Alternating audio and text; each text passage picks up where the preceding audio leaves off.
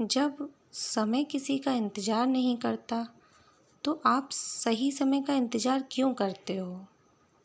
जो समय अभी चल रहा है वही सबसे बेहतर समय है, इसलिए प्रेज़ेंट में जीना चाहिए।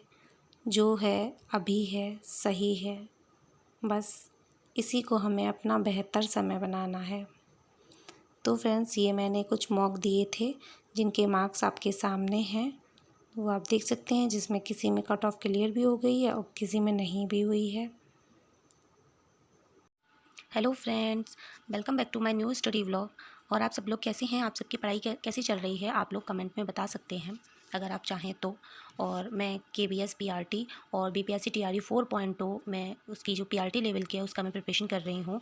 और अगर आप लोग इस चैनल पे नए हैं तो आप ऐड हो सकते हैं। मैं डेली स्टडी व्लॉग डालती हूँ जिसमें मेरा 60 डेज़ का मैंने एक चैलेंज लिया है स्टडी का, तो वो मैं कंप्लीट कर रही हूँ। तो आप देखेंगे तो आप लास्ट वीडियोज़ में देख सकते हैं कैसी मैं पढ़ाई करती हूँ, वो मैं डाल देती हूँ।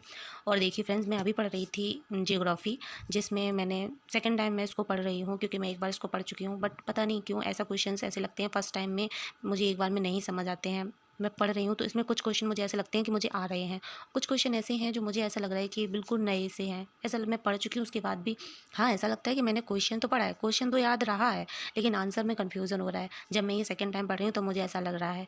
तो इससे ये पता चलता है कि ना रिवीजन कितना ज़्यादा मस्ट है। रिवीजन करना बहुत ज़्यादा ज़रूरी है फ्रेंड्स, आप लोग खुद जानते हैं।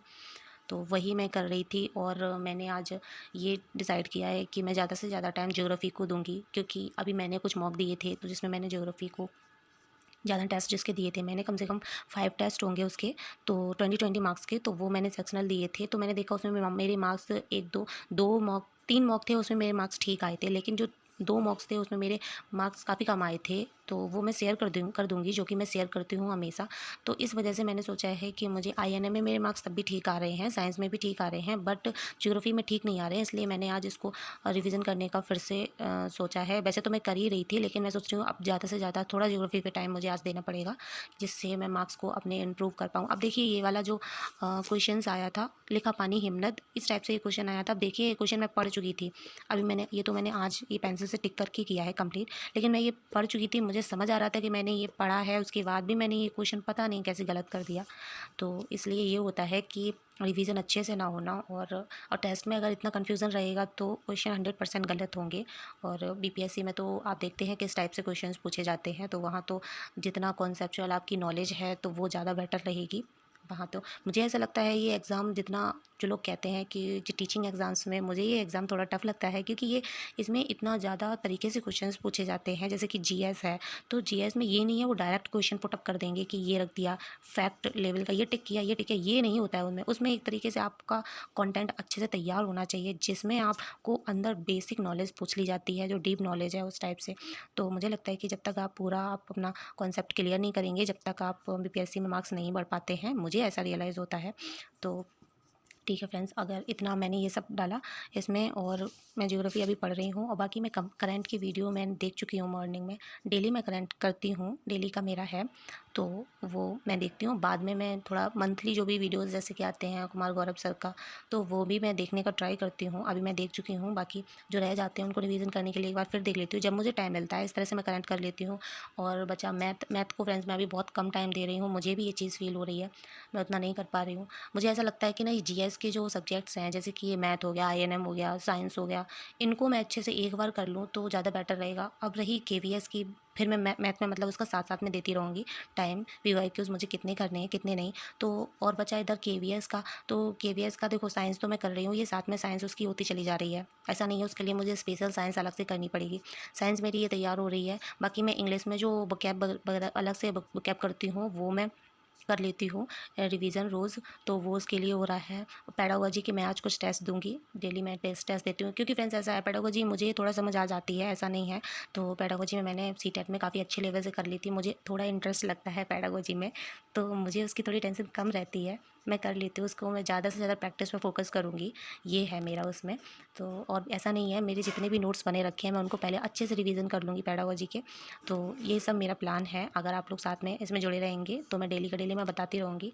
और ठीक है फ्रेंड्स, मैं इतना डेली का है जो मैं डालती हूँ। मैं आपको एक बार ये मैं दिखा दूँ टू डू लिस्ट का मैंने क्या क्या किया है।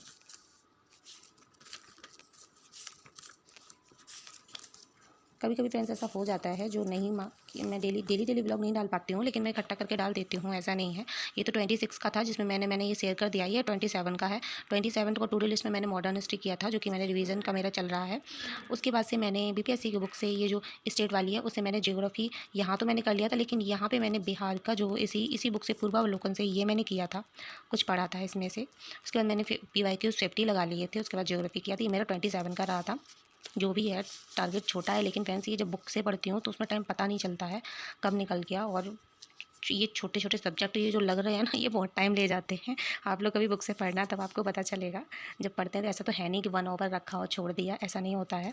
तो यहाँ पे मैंने करंट कर लिया था। ये YT मतलब यूट्यूब से मैंने क्लास ले ली थी। उसके बाद ज्योग्राफी रिवीजन मेरा 28 का ये रहा। और मॉडर्न हिस्ट्री फ्रेंड्स मेरा इसमें इतना कंप्लीट नहीं हो पाया था, क्योंकि मेरे यहाँ पे आ गए थे गेस्ट। तो इस तरह से मैंने सिर्फ ये कर पाया था कंप्लीट, और थोड़ा मैंने बुकैब और अलग से कर लिए थे। और PYQ मैंने 50 जो मेरे को देने होते हैं डेली, वो मैंने कर लिए। तो इस तरह से मेरा मॉडर्न हिस्ट्री इसमें रह गया था 28 में। ठीक है। उसके बाद ये है टू डू लिस्ट मेरी 29 की, जिसमें मैंने सिर्फ ज्योग्राफी अभी इसलिए रखी है। अभी मैं इसको ऐड कर दूंगी। पहले मैं देखूंगी कि ज्योग्राफी में कितना पढ़ पाती हूँ ज़्यादा से ज़्यादा, तो वो मैं आज करूँगी। इसमें करंट और ऐड करूँगी, और PYQs जो भी है। अभी मैंने सिर्फ इतना लिखा है, तो वो मैंने आपसे शेयर कर दिया। बाकी क्योंकि मेरे मार्क्स अच्छे नहीं आए हैं ज्योग्राफी में, तो मैं सोच रही हूँ उनको उससे ज़्यादा उसको पढूं। ठीक है फ्रेंड्स, अब देखो नोटिफिकेशन कब आता है KVS का और BPSC का, तो आप लोग देखेंगे, जो भी होगा सामने होगा हम लोगों के। तो ठीक है फ्रेंड्स, अगर आप इस चैनल पे नए हैं तो आप मेरे चैनल को सब्सक्राइब कर लीजिए। और अगर आपको ये वीडियो अच्छा लगता हो तो आप लाइक, शेयर एंड सब्सक्राइब कर सकते हैं। तो ठीक है, thanks for supporting, thanks for watching this video. Thank you. Bye bye.